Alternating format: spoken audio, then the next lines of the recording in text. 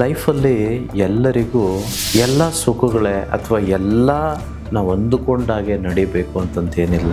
ಯಾರೆಲ್ಲ ಈ ಭೂಲೋಕಕ್ಕೆ ಇಲ್ಲಿ ತನಕ ಬಂದು ಹೋಗಿದ್ದಾರೋ ಅವರೆಲ್ಲರಿಗೂ ಈ ಕಷ್ಟಗಳು ತಪ್ಪಿದ್ದಲ್ಲ. ನಮ್ಮ ಒಂದು ಮೆದುಳಿನಲ್ಲಿರುವ ಸಾಫ್ಟ್ವೇರ್ ಹೊಸದಾಗದೆ ಹೋದರೆ ಮುಂಬರುವ ವರ್ಷ ಏನು ಬರುತ್ತೋ 2026 2025 ಹೆಚ್ಚು ಕಮ್ಮಿ ಆಗಿ ನಾವು ಬದುಕ್ಬಿಡ್ತೇವೆ ಅಷ್ಟೇ. ಎಕ್ಸಲೆಂಟ್ ಆಗಿರಬೇಕು, ನಾವು ಅಂದುಕೊಂಡಾಗಿರಬೇಕು, ನಾವೇನು ಬಯಸ್ತೀವೋ ಅದೆಲ್ಲ ಸಿಗಬೇಕು, ನಾವು ಖುಷಿಯಾಗಿರಬೇಕು, ಹಣ ಆಸ್ತಿ ಐಶ್ವರ್ಯಗಳಿಂದ ಸುಖ ಶಾಂತಿ ನೆಮ್ಮದಿಯಿಂದ ನಾವೆಲ್ಲರೂ ಜೀವನ ಮಾಡಬೇಕು ಅಂತಂದರೆ ಖಂಡಿತವಾಗಿಯೂ ಹೀಗೆ ಹೇಗಿದ್ದೀವೋ ಅಥವಾ ಹಿಂದೆ ಹೇಗಿದ್ವೋ ಆಗಿರಲೇಬಾರ್ದು ತಾನೆ. ಯಾರು ಮನಿ ಮೆಡಿಟೇಷನ್ ಮಾಡೋದಿಲ್ವೋ ಅವ್ರಿಗೆ ಹಣದ ಸಮಸ್ಯೆಗಳಿರುತ್ತೆ. ಎಷ್ಟು ಹಣ ಬಂದರೂ ಕೈಯಲ್ಲಿ ನಿಲ್ತಿರಲ್ಲ. ಸಾಲ ಇರುವಂಥದ್ದು ಅವ್ರು ಅಂದುಕೊಂಡಷ್ಟು ಬೇಗ ತೀರ್ಸೋದಕ್ಕಾಗ್ತಿರಲ್ಲ.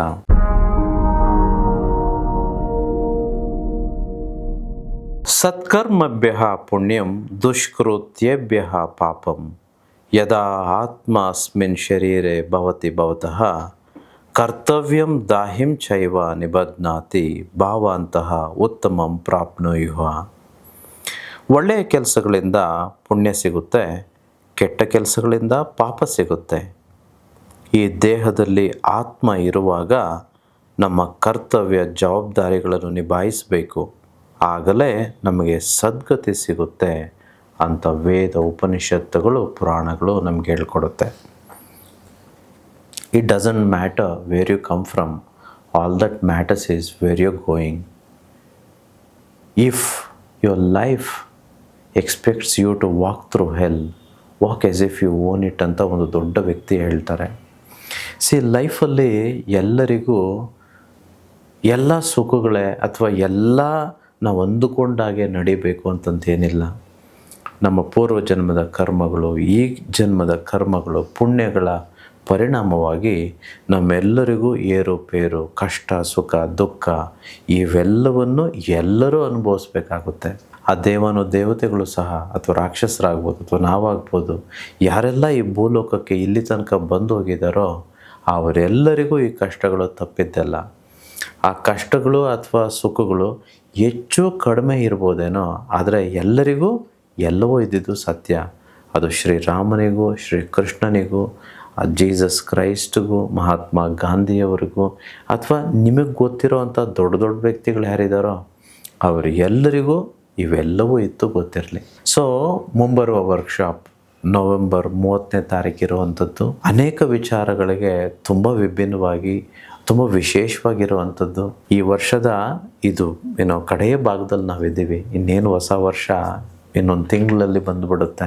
ನಾವು ಹೊಸತನದಲ್ಲಿ ನಮ್ಮ ಒಂದು ಮೆದುಳಿನಲ್ಲಿರುವ ಸಾಫ್ಟ್ವೇರ್ ಹೊಸದಾಗದೆ ಹೋದರೆ ಮುಂಬರುವ ವರ್ಷ ಏನು ಬರುತ್ತೋ 2026 2025 ಹೆಚ್ಚು ಕಮ್ಮಿ ಆಗಿ ನಾವು ಬದುಕ್ಬಿಡ್ತೇವೆ ಅಷ್ಟೇ. ಏನೂ ಚೇಂಜ್ ಆಗೋದಿಲ್ಲ. ಯಾಕೆ ಚೇಂಜ್ ಆಗೋದಿಲ್ಲ ಅಂತಂದರೆ ನಾವೇನೂ ಚೇಂಜ್ ಆಗಲಿಲ್ವಲ್ಲ. 2026 ಎಕ್ಸಲೆಂಟ್ ಆಗಿರಬೇಕು, ನಾವು ಅಂದುಕೊಂಡಾಗಿರಬೇಕು, ನಾವೇನು ಬಯಸ್ತೀವೋ ಅದೆಲ್ಲ ಸಿಗಬೇಕು, ನಾವು ಖುಷಿಯಾಗಿರಬೇಕು, ಹಣ ಆಸ್ತಿ ಐಶ್ವರ್ಯಗಳಿಂದ ಸುಖ ಶಾಂತಿ ನೆಮ್ಮದಿಯಿಂದ ನಾವೆಲ್ಲರೂ ಜೀವನ ಮಾಡಬೇಕು ಅಂತಂದರೆ ಖಂಡಿತವಾಗಿಯೂ ಹೀಗೆ ಹೇಗಿದ್ದೀವೋ ಅಥವಾ ಹಿಂದೆ ಹೇಗಿದ್ವೋ ಆಗಿರಲೇಬಾರ್ದು ತಾನೆ. ನಾವೆಲ್ಲರೂ ಬದಲಾವಣೆ ಆಗಬೇಕಲ್ವ ಫಾರ್ ಗುಡ್. ಅದಕ್ಕೇನು ಮಾಡಬೇಕು ಅದೆಲ್ಲವನ್ನು ನಾವು ಕಾರ್ಯಾಗಾರದಲ್ಲಿ ಕಲಿಯೋಣ.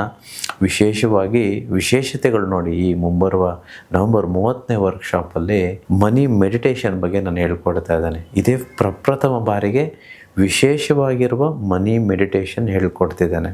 ಇಲ್ಲಿ ತನಕ ಹೇಳ್ಕೊಟ್ಟಿದ್ದೇನೆ, ಬಟ್ ಅದು ಒಂದು 5 ನಿಮಿಷ ಒಂದು 9 ನಿಮಿಷ ಏನೋ ಮಾಡಿಸ್ತಿದ್ದೆ.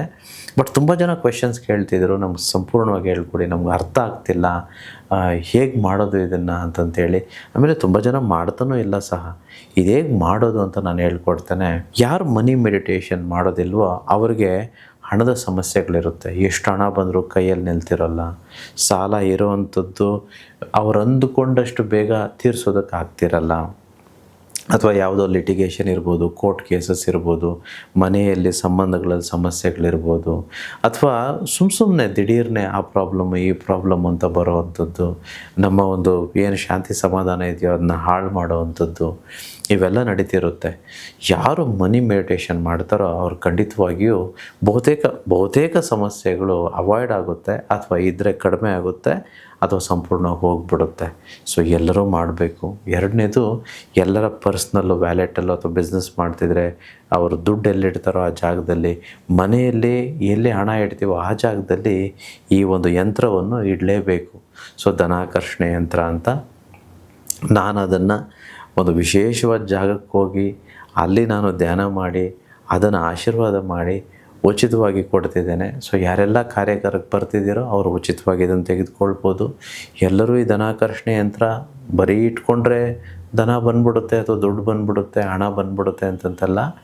ಇದನ್ನು ಇಟ್ಕೊಂಡು ನಾವು ಯೋಗ್ಯತೆ ಸಂಪಾದನೆ ಮಾಡಿ ಏನೆಲ್ಲ ಕ್ರಿಯೆಗಳು ಮಾಡಲಿಕ್ಕಿರುತ್ತೋ, ಏನೆಲ್ಲ ಕೆಲಸಗಳು ಮಾಡಲಿಕ್ಕಿರುತ್ತೋ, ಈ ಕಲಿಯುಗದ ನಿಯಮಗಳ ಪ್ರಕಾರ ಏನೆಲ್ಲ ಮಾಡಬೇಕೋ ಅದನ್ನು ಮಾಡಿದಾಗ ಖಂಡಿತವಾಗಿಯೂ ಧನಾಕರ್ಷಣೆಯಾಗುತ್ತೆ.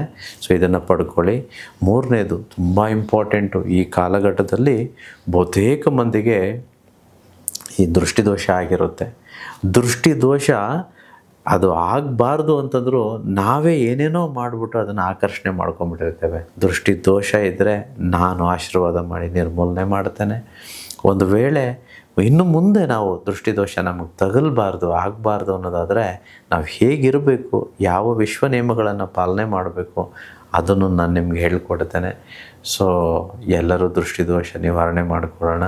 ಹಾಗೆಯೇ ನಾಲ್ಕನೇದಾಗಿ ತುಂಬ ಇಂಪಾರ್ಟೆಂಟು, ಕೇವಲ 3 ಲಕ್ಷ ಇನ್ವೆಸ್ಟ್ಮೆಂಟಲ್ಲಿ ಪ್ರತಿ ತಿಂಗಳು 2 ಲಕ್ಷವನ್ನು ನಾವು ಹೇಗೆ ದುಡಿಬೋದು ಇದ್ರ ಬಗ್ಗೆನೂ ನಾನು ನಿಮ್ಗೆ ಹೇಳ್ಕೊಡ್ತೇನೆ.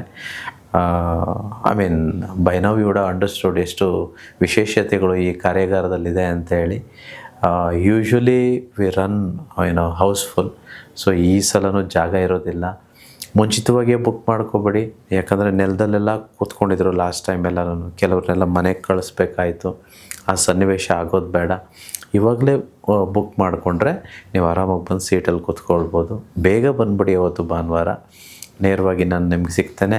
ಹಾಗೂ ಜನವರಿ 9, 10, 11 ಆನ್ಲೈನ್ ಕಾರ್ಯಾಗಾರ ಇದೆ. ಇದು ಪ್ರತಿ ತಿಂಗಳು ಮಾಡೋವಂಥದ್ದಲ್ಲ, ವರ್ಷದಲ್ಲಿ 1 ಸಲ ಅಥವಾ 2 ಸಲ ಮಾಡೋವಂಥದ್ದು.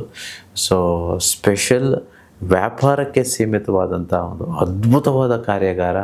ಯಾರೆಲ್ಲ ನಾನು ಕೋಟ್ಯಾಧಿಪತಿ ಆಗಬೇಕು, ನಾನು ವ್ಯಾಪಾರ ಮಾಡಬೇಕು, ಒಂದು ವೇಳೆ ವ್ಯಾಪಾರ ಮಾಡ್ತಿದ್ರೆ ಇನ್ನೂ ನಾನು ದೊಡ್ಡದಾಗಿ ಮಾಡಬೇಕು, ಅಭಿವೃದ್ಧಿ ಪಡಿಸ್ಕೋಬೇಕು, ಏನೇನು ನಿಯಮಗಳು, ಹೇಗೆ ದುಡ್ಡನ್ನು ಆಕರ್ಷಣೆ ಮಾಡ್ಕೊಳ್ಳೋ ಅಂಥದ್ದು, ಹೇಗೆ ಭಿನ್ನವಾಗಿರುವಂಥದ್ದು, ಹೇಗೆ ಸಂತೋಷವಾಗಿ ಮಾಡೋವಂಥದ್ದು, ಏಂಜಲ್ ನಂಬರ್ಸ್ ಬಗ್ಗೆ ಆಗ್ಬೋದು, ಸ್ಟಾಕ್ ಮಾರ್ಕೆಟ್ನ ಬಗ್ಗೆ ಕೆಲವು ಎಲ್ಲಿ ಇನ್ವೆಸ್ಟ್ಮೆಂಟ್ ಮಾಡಬೇಕು, ಏನು ಮಾಡಬಾರ್ದು, ಇನ್ನೂ ಅನೇಕ ತಪ್ಪುಗಳನ್ನು ಮಾಡ್ತಿರ್ತೇವೆ ನಾವು ಲೈಫಲ್ಲಿ. ಅವೆಲ್ಲವನ್ನು ಅವಾಯ್ಡ್ ಮಾಡಿಕೊಂಡು ಅಥವಾ ಬಿಟ್ಟು ಹೇಗೆ ನಾವು ಒಳ್ಳೆಯ ಮಾರ್ಗ, ವಿಶ್ವ ಮಾರ್ಗಗಳನ್ನು ಅಳವಡಿಸ್ಕೊಂಡು ಹೇಗೆ ಕೋಟ್ಯಾಧಿಪತಿಗಳಾಗಿ ಈ ಭೂಲೋಕದಲ್ಲಿ ಏನೆಲ್ಲ ಇದೆಯೋ, ಏನು ಖುಷಿ ಕೊಡೋವಂಥದ್ದು ಇದೆಯೋ ಒಳ್ಳೆಯ ಮಾರ್ಗದಲ್ಲಿ, ಅದನ್ನೆಲ್ಲ ಅನುಭವಿಸೋದು ಹೇಗೆ, ಇದೆಲ್ಲವನ್ನು ನಾವು ಅಲ್ಲಿ ತಿಳ್ಕೊಳ್ತೇವೆ. For many reasons it's very special. ನಾನಂತೂ ತುಂಬ ರೆಡಿಯಾಗಿರ್ತೇನೆ ಅದಕ್ಕೆ. I'll be so excited. ಯಾರೆಲ್ಲ ಫೌಂಡೇಶನ್ ವರ್ಕ್ಶಾಪ್ ಅಟೆಂಡ್ ಮಾಡಿದರೆ ಇದು ಫೌಂಡೇಶನ್ ಲೆವೆಲ್ ಮಾತ್ರ. ಸ್ಪೆಷಲ್ ವರ್ಕ್ಶಾಪಲ್ಲಿ everything is going to be special. So I believe and hope that you are all very special. And we're going to meet you up there, and very, very excited to share my wisdom to you, universe's wisdom to you all. ಎಲ್ಲರೂ ಶ್ರೀಮಂತರಾಗಬೇಕು. ಇದು ನಮ್ಮ ಹಕ್ಕು ಮತ್ತು ಜವಾಬ್ದಾರಿ. ನಾವೊಂದು ವೇಳೆ ಬಡವರಾಗಿ ಸತ್ತೋದ್ರೆ ಖಂಡಿತವಾಗಿಯೂ ನಾವು ಮೇಲ್ದರ್ಜೆಯ ಅಂತಂದರೆ ಸ್ವರ್ಗಕ್ಕೆ ಹೋಗೋದು ಖಂಡಿತ ಆಗೋದಿಲ್ಲ. ಯಾಕಂತಂದರೆ ನಮ್ಮ ಆತ್ಮ ಶಾಂತಿಯಾಗಿ ಸತ್ತಿರಲ್ಲ. ಅಯ್ಯೋ ನಾನಿನ್ನೂ ನೋಡೋದೇನೇನೋ ಇತ್ತು, ಅನುಭವಿಸೋದೇನೇನೋ ಇತ್ತು ಅಂದ್ಕೊಂಡೆ ನಾವು ನರಳಿ ಸತ್ತೋದ್ರೆ ಅಥವಾ ಕೊರಗಲ್ಲಿ ಸತ್ತೋದ್ರೆ ಈ ಆತ್ಮಕ್ಕೆ ಶಾಂತಿ ಸಿಗಲ್ಲ. ಮತ್ತೆ ಅದು ಜನನ ತೆಗೆದುಕೊಳ್ಬೇಕು, ಮತ್ತೆ ಭೂಲೋಕಕ್ಕೆ ಬರಬೇಕು, ಮತ್ತೆ ಎಲ್ಲವನ್ನು ಅನುಭವಿಸೋ ತನಕ ನಾವು ಸ್ವರ್ಗಕ್ಕೆ ಹೋಗೋದಕ್ಕಾಗಲ್ಲ. ಸೊ ಧರ್ಮ, ಅರ್ಥ, ಕಾಮ, ಮೋಕ್ಷ ಅಂತೇನು ಹೇಳ್ತೇವೆ. ಅರ್ಥ ಅನ್ನುವಂಥದ್ದು, ಈ ಹಣ ಅನ್ನುವಂಥದ್ದು ನಮಗೆ ಎಷ್ಟು ಬೇಕೋ ಅಷ್ಟು ಈ ಕಲಿಯುಗದಲ್ಲಿ ಸಿಗ್ತಿಲ್ಲ, ನಾವು ಪಡ್ಕೊಳ್ಳೋಕ್ಕಾಗ್ತಿಲ್ಲ ಒಳ್ಳೆಯ ರೀತಿಯಲ್ಲಿ. ಅದನ್ನೆಲ್ಲವನ್ನು ಸ್ಪೆಷಲ್ ವರ್ಕ್ಶಾಪಲ್ಲಿ ನಾನು ಹೇಳ್ಕೊಡ್ತೇನೆ. ನಾವು ಕಲಿಯೋಣ, ನಾವೆಲ್ಲರೂ ಶ್ರೀಮಂತರಾಗೋಣ. Let us make ourselves proud, and let's make our state and country and the world proud. Thank you, universe. Aham Brahmasmi.